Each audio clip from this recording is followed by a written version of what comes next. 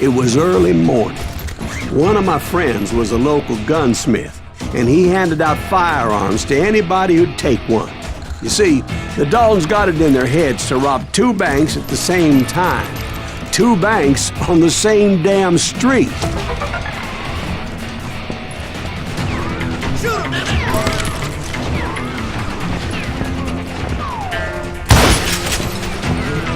Story was Bob Dalton's girl was always riding him about how he had no ambition. Oh, you're nobody next to Jesse James, she'd say. Finally, the bastard took his brothers to Coffeyville just to shut her up. Right. It's always the woman's fault. Well, the locals recognized the Daltons right off.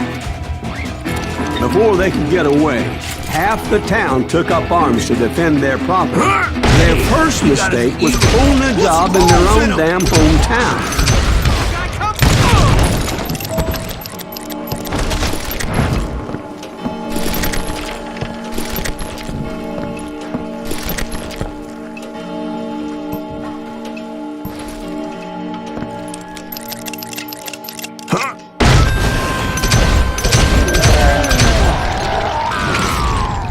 The brothers paid dearly for their stupidity, but everybody knows they had it coming. There's more to it than that. I read all about that day, so I know for a fact that it went down very differently. First of all, it was high noon. A posse of U.S. deputy marshals were on the rooftop across the street. Get ready, boys. They're gonna make a move. The lawmen had been tracking the Daltons for months, and now they finally had them dead to rights. Among them was a bounty hunter feared by many a lawbreaker. This man had no intention of letting the Daltons slip away. They met an adversary that day who had no fear and offered them no quarter. The marshals tried to get the Daltons to surrender. They'll give up eventually.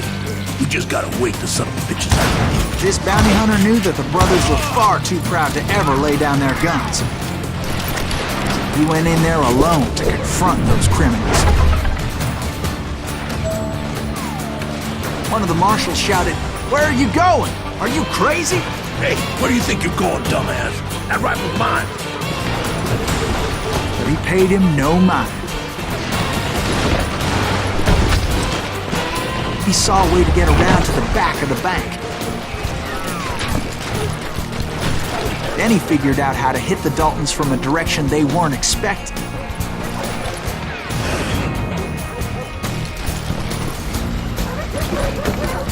From above. Fortunately, a water tower was right there.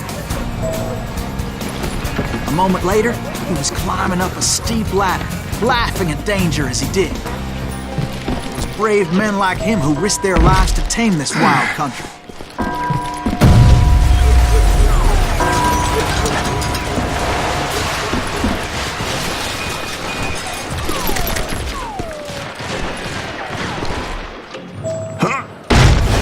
We've got company! Heroic men like him, who did what other men couldn't or wouldn't to make this country free. Like Jim Bowie and Davy Crockett, who died defending the Alamo.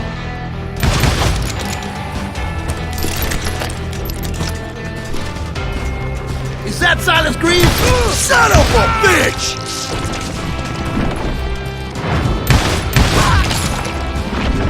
Yeah, you know you can't be...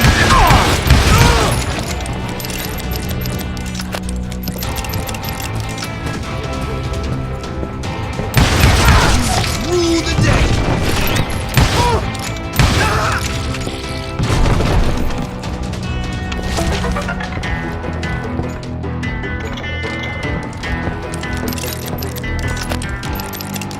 Over there!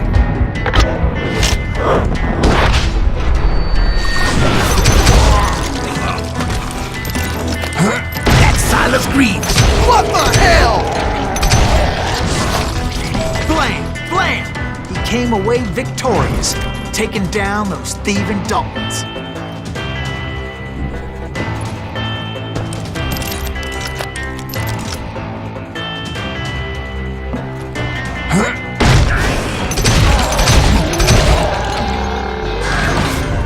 His name was Silas Greaves, and when the dust finally settled, he was the last man standing.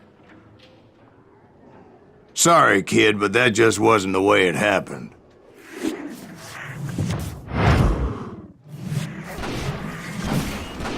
It was early evening, not high noon.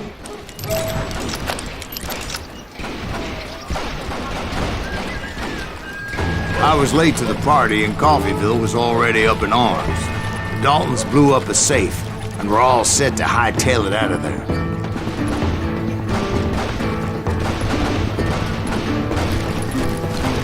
Those pathetic deputies surrounding the bank were dropping like flies.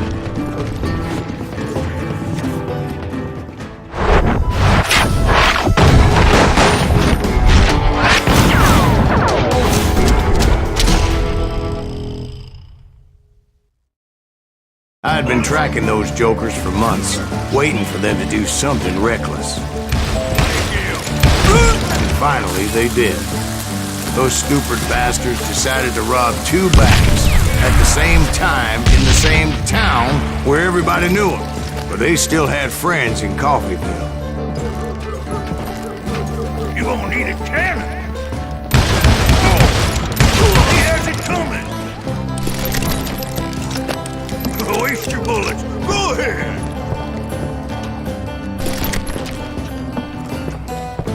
Face me, you coward. What are you gonna do?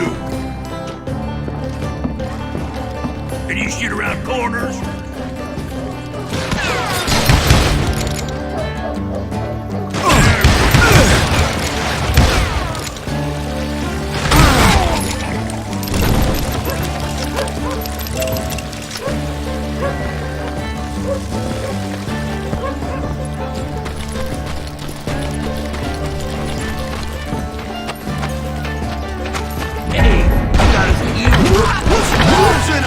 Those friends came after me like a pack of wild dogs, tooth and nail. They were coming at me from all directions. I caught sight of the Daltons running with the money and didn't want to lose them.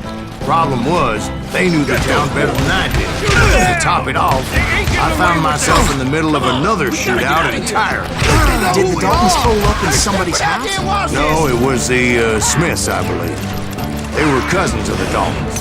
And they were shooting at the Browns, who were shooting at the Daltons. Which wasn't any surprise, because those 2 families have been feuding forever. And since the Joneses are related to the Browns, they shot at the Smiths, pissing off the Heimhoffers, whose daughter recently married a Smith. Well, bullets were flying every which way as all the old feuds in Kansas caught fire all at once. There was a hell of a lot of pissed off people in Coffeyville that day. But that's just the way life is sometimes. Shit happens.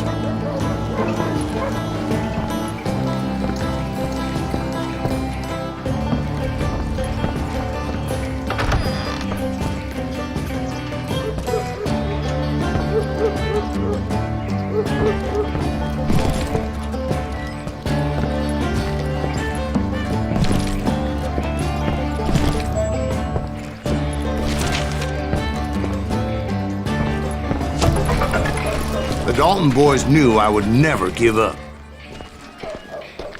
Those Daltons weren't the sharpest knives in the drawer, but they always stood together. They set a trap to slow me down and allow at least 2 of them to escape. The 3rd brother stayed behind to plant me, just in case that trap of theirs didn't work.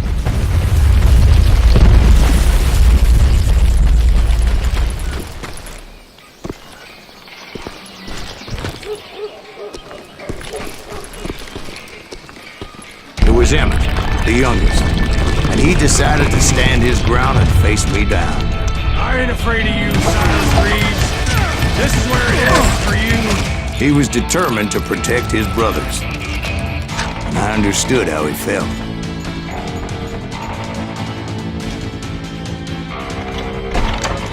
Taking me on all by his lonesome wasn't exactly a recipe for a long fight.